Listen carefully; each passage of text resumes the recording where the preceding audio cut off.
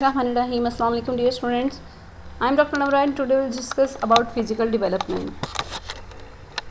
After completion this unit, students will be able to understand the genetic foundations which affect child development, aware of parental development and relevant issues, describe the developmental course of physical growth, familiar with the physical characteristics of learners, develop appropriate physical activities for pre and elementary school children. What is physical development? Physical development is a physical growth from birth to adulthood and the development of both gross and fine motor control of the body.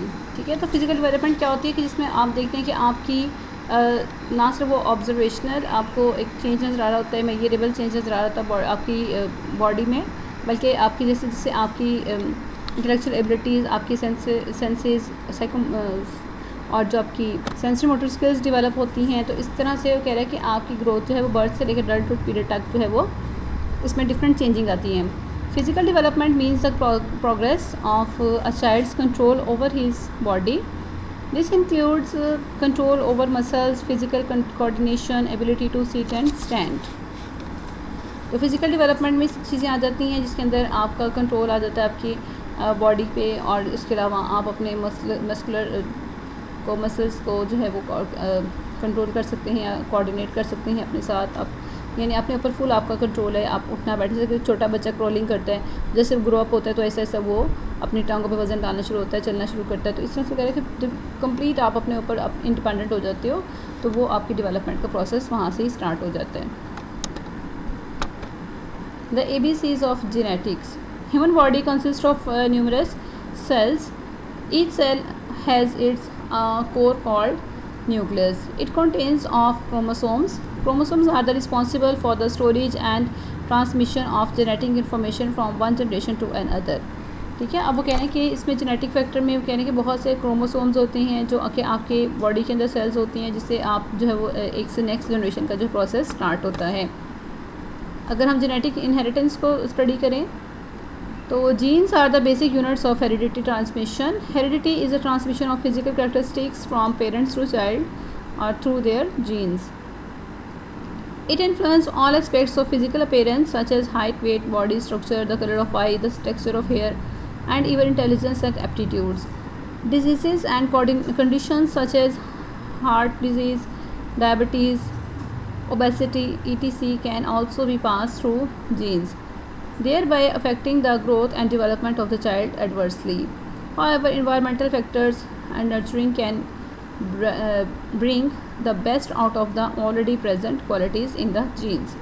तो genetic inheritance में भी कह रहे हैं कि इसमें different जो हैं वो बेसिक यूनिट्स होते हैं, यानी विरासती तौर पे जो पेरेंट्स से बच्चे जो अडॉप्ट करते हैं वो सारे जो है वो सेल्स के ज़रिए, यानी आपकी जो जेनेटिक फैक्टर हैं वो ट्रांसमिशन होती है हेरिडिटी अपने विरसे में जो खसूसियात को पेरेंट्स से मिलती हैं, कैरेक्टरिस्टिक्स बच्चों को. तो इसमें फिजिकल अपीयरेंस यानी आई कलर हुए, हेयर कलर्स भी हो सकते हैं, इंटेलिजेंस लेवल, आपका बिहेवियर, आपकी हैबिट्स, और इसके साथ साथ जो है वो कुछ डिजीज़ भी हो सकती हैं कि फैमिली में जेनेटिकली हैं तो वो भी बच्चों में ट्रांसफ़र हो सकती हैं. इसके अलावा कह रहे हैं इन्वायरमेंटल फैक्टर हैं, लाइक हमारा नर्चरिंग कैसा इन्वायरमेंट है, हमारा सराउंडिंग क्या है, तो वो भी सब जो है आपके जीन्स में वो भी शामिल होता है, यानी आपके अफेक्ट करता है. अगर जीन्स का हिस्सा तो नहीं नर्चरिंग को वो कह रहे हैं कि अगर आप उससे भी इन्फ्लुएंस लेते हैं तो सब चीज़ें आपकी डेवलपमेंट को जो है वो अफेक्ट करते हैं, डायरेक्ट और indirect.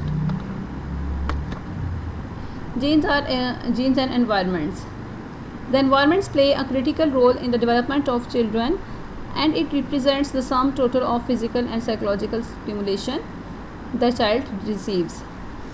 Some of the environmental factors influencing early childhood development involves the physical surroundings and geographical conditions of the place the child lives in, as well his social environment and relationship with family and peers. It is easy to understand that a well-nurtured child does better than a deprived one. The environment children are constantly immersed in contributes to this.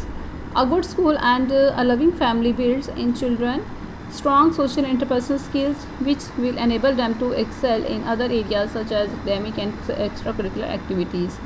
This will of course different for children who are raised in stressful environment. तो वो कह रहे हैं कि आपका environment, आपका surrounding बहुत important role play करता है आपको फिजिकल और साइकोलॉजिकल डेवलपमेंट में, और जो आपका सराउंडिंग है इन्फ्लुएंस करता है डेफिनेटली आपके ऊपर, आपकी नर्चरिंग, आपका एनवायरनमेंट, आपकी फिजिकल ग्रोथ को डेवलप वो जो है वो अफेक्ट करता है। और जोग्राफिकल कंडीशंस क्या हैं आपकी, जहाँ पे बच्चा रह रहा है, सोशल इंट्रैक्शन, उसका environment, relationship, friends, pair, family. और ये कह रहा है कि समझना ज़्यादा आसान होगा कि हर नर्सर जो है, अगर किसी बच्चे को अच्छा माहौल नहीं मिला, वो उससे महरूम रह गया, ठीक है, तो वो डेफिनेटली वो उसके बच्चे की पर्सनालिटी पे जो है वो उस पर अफेक्ट करेगा। और अगर आपको कोई एक लविंग फैमिली इन्वायरमेंट मिला है और तो सोशल पर्सन स्किल्स जो है उसके बच्चे की अच्छी डेवलप हो जाएंगी as compare to other which has experience the pleasant environment. Genes and environment work together to form behaviors and patterns of development. These influences are unique to each individual, caused by multiple factors and lead to multiple directions. So, is that identical twins living in the same context may develop some dissimilarities or traits. ठीक है, तो अब कहने का किसी को अच्छा environment नहीं मिला तो उसमें कुछ डिसिमिलरिटीज़ हो सकती है, पर्सनैलिटी की ट्रेड्स में जो है वो कमी बेशी हो सकती है। Life before birth, prenatal development, birth से पहले का टाइम जो है वो प्री नेटल पीरियड कहलाता है। Time period between conception and birth is refer to prenatal development. It has considerable influence on the well being of the child in later life. Prenatal development comprises 9 months, which are further characterized by 3 periods, including zygote, embryo, and fetus. ठीक है, three इसके अगर हम kind से बात करें तो duration of each period 3 periods होते हैं। zygote जो है last for first 2 weeks of life before birth. Characteristics क्या है? It involves rapid multiplication of cells to form a complex being. Embryo, beginning of the 3rd week and last until the end of the 2nd month of pregnancy. Characteristics क्या है इसके? It is characterized by the most rapid changes during prenatal period, which sets the stages for the development of body parts, structures and systems. Fetus जो है longest prenatal period है, which starts from the 9th week and lasts till birth. It is characterized by immense physical development, growth and finishing. Brain's growth is at its peak at this stage. ठीक है, तो ये इसके peak characteristics थे। Environmental risk, tetragones, इसको teratogens है जी। Despite minimal contact with the outer world, a number of environmental factors may affect and cause damage to the development of the embryo or fetus during these periods, referred as टेराटोजेंस। वो कह रहे हैं कि कुछ ऐसे environmental risk हैं जो कि प्रेगनेंसी मदर को शुड अवॉइड टू एक्सपीरियंस दो थिंग्स, क्योंकि ये जो है वो उनके अनबॉर्न चाइल्ड पे जो है वो अफेक्ट कर सकते हैं। These possible effects to of teratogens include physical damages हैं, साइकोलॉजिकल कॉन्सिक्वेंसेज हैं, डेवलपमेंट डिले हैं और even death. The most critical teratogens of for the expecting mothers are consumptions of tobacco, alcohol और caffeine, which may result of premature birth, low birth weight and other physical defects. Mental health diseases, age, exercise, nutrition and emotional stress create prenatal complications. ठीक है, अगर आप mentally stress में है mother तो ये बच्चा बहुत सी मुख्तलिफ बीमारियों का शिकार हो सकता है और इमोशनल और फिजिकल उसकी ग्रोथ डेवलप जो है इफेक्ट हो सकती है। It may have long term negative consequence for the unborn child. Environmental pollution and exposure to radiations and toxins can cause considerable harm to the developing fetus. It may result in physical deformities, brain damage and cognitive deficits. It is important for the expecting parents to minimize the possible exposure to teratogens in order to ensure the safety of their unborn child. ठीक है, तो कहने की mother को चाहिए कि वो इन चीज़ों को अवॉइड करें और उसकी अवेयरनेस होनी चाहिए ताकि वो एक हेल्दी बच्चे को जो है वो जन्म दें। Physical development in childhood, the course of physical development changes in body size. Physical growth refers to an increase in body size, length and height and weight and in the size of organs. From birth to about age 1 to 2 years, children grow rapidly. After this time, grow slowly. Also, a sharp increase in growth is again observed in early adolescence, 10 to 14 years. Followed by a sudden decline with the adult growth is achieved. ठीक है, तो different time period वो कह रहे हैं कि physical growth को जो है स्टार्ट के 2 ईयर्स में बच्चा जब वो हाईली डिपेंडेंट होता है, आहिस्ता आहिस्ता वो ग्रो अप करता है और आहिस्ता जब एडोलेसेंस टाइम में 10 to 14 में वो जो है वो उसकी इमोशनल मतलब इमोशन सेंटिमेंटल जो है वो इमोशन ज़्यादा होता है, सेंटिमेंट होता है, और एडोलेसेंस पीरियड में ज़्यादा बच्चे जो है वो एक्सपीरियंस करते हैं कि वो यूथ की तरफ जा रहे होते हैं, तो इमोशनल और फिजिकल डेवलपमेंट उनकी काफ़ी ज़्यादा रैपिड उसमें ग्रोथ चेंजेस आती हैं। Changes in body proportions. Changes in the size and shape of the body parts are caused by different segments. The first trend in the growth of the child highlights the head to toe pattern. For example, a baby would learn to hold up his head way before he could walk. The next pattern follows the inside to outside or center to outside mouth. For example, muscles around the trunk of the body grow stronger before the muscles in the hands. ठीक है, तो आपको example दे रहा है कि किस तरह से आपकी बॉडी प्रोपोर्शन में भी जो है वो चेंजेस आता है with the passage of time. Changes in muscles fat makeup. Body fat increase at a faster rate in infancy period. It is considerably reduced during the early and middle childhood. Muscles build up at the much slower rate during infancy and childhood one compare to the adolescence period as they start to develop rapidly. ठीक है, तो वही इसमें कह रहे हैं कि infancy periods की निस्बत जो है जैसे जैसे आप ग्रो अप करते हो तो इसमें मस्कुलर चेंज जो है वो रैपिड होता है, उसमें चेंजेस जो है वो एडोलेसेंस पीरियड में वो ज़्यादा नुमायाँ नज़र आती हैं। स्केलेटल ग्रोथ जो है physical maturity is estimated by skeletal growth और age which specifies a measure of the development of body bones. It is based on the number of epiphysics and the extent to which they are merged. This measures helps to understand the causes and consequences of individual differences in physical development. Changes in gross and fine motor skills. Gross motor skills are larger movement baby makes with arms, legs, feet, and entire body. For example, crawling, running, and jumping.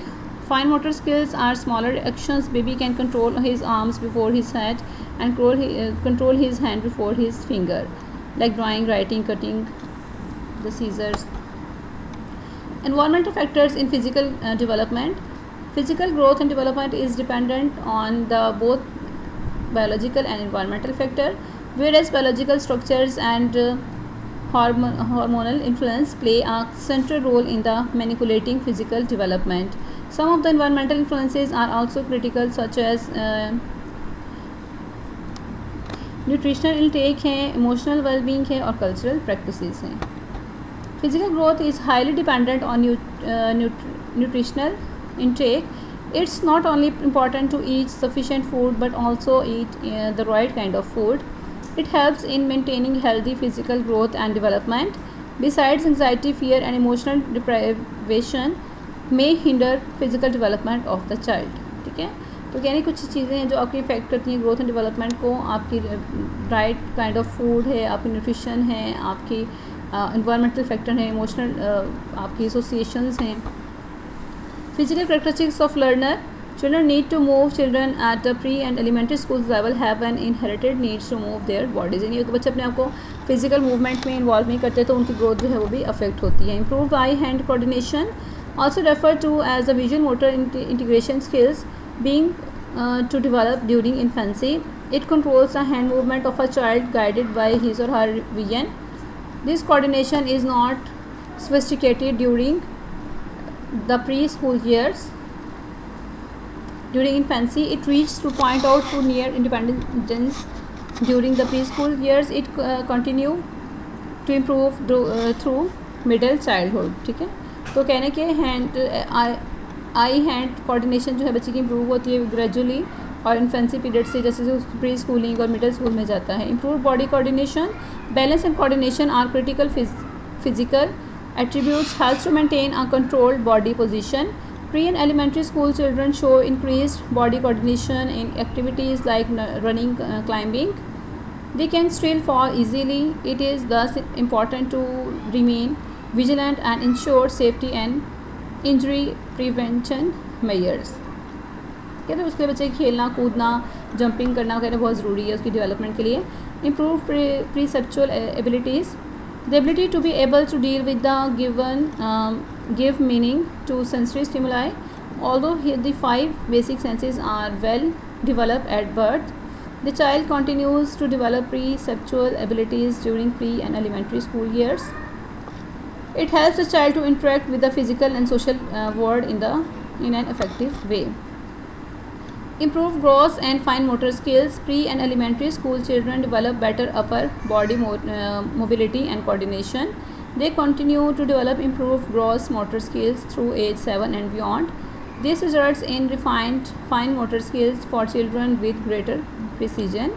The development of 5 motor skills is crucial for the other activities which requires increased body and physical controls and skills such as writing and painting. ठीक है, तो gradually कह रहे हैं इसकी fine motor skills जो हैं, आपकी इंटेलेक्चुअल एबिलिटी है, परसेप्शन है, थिंकिंग पैटर्न है, वो भी स्ट्रॉन्ग होते जाते हैं. ठीक है. Activities in school. Physical activities play a critical role in the developing the basic movement skills of children. It is difficult for children to work on sedentary activities for longer duration of time, so it is necessary to engage them into some physical activities. ठीक है, वगैरह बच्चों को activities में involve करना बहुत ज़रूरी है उनकी फिजिकल ग्रोथ के लिए. Pre school and kindergarten. At this level, students have sufficient control over these fine motor skills. It helps them to draw, write, and engage in activities that require precise control of hand and body movement. Some of the traditional physical activities for this age level involves running, jumping, skipping, hopping, drawing, coloring, painting, cutting, pasting, gluing, using clay, dough, rollers, and shape cutters. Like this, आपको different activities बच्चे जो है involve नज़र आ रहे हैं. Elementary level पे this stage continue to develop their gross and fine motor skills. They become expert in activities which requires precise hands and body control. Daily physical activities should be incorporated into the school routine to maintain active physical development. This can be done in different ways. For example, introducing health and physical education classes. तो कहने के बच्चे को इस as में जो है वो उसकी एलिमेंट्री स्टेज से बच्चों को डिफरेंट एक्टिविटीज़ में एंगेज करना बहुत ज़रूरी है ताकि बच्चे के हेल्दी माइंड और हेल्दी बॉडी के लिए वो डिफरेंट एक्टिविटी में एंगेज हो. उससे फाइन मोटर एबिलिटी जो है वो भी उसकी इसमें शार्पन होती है और डिफरेंट वो स्किल्स को भी सीखने की सलाहियत रखता है. Thank you so much. अल्लाह हाफिज़.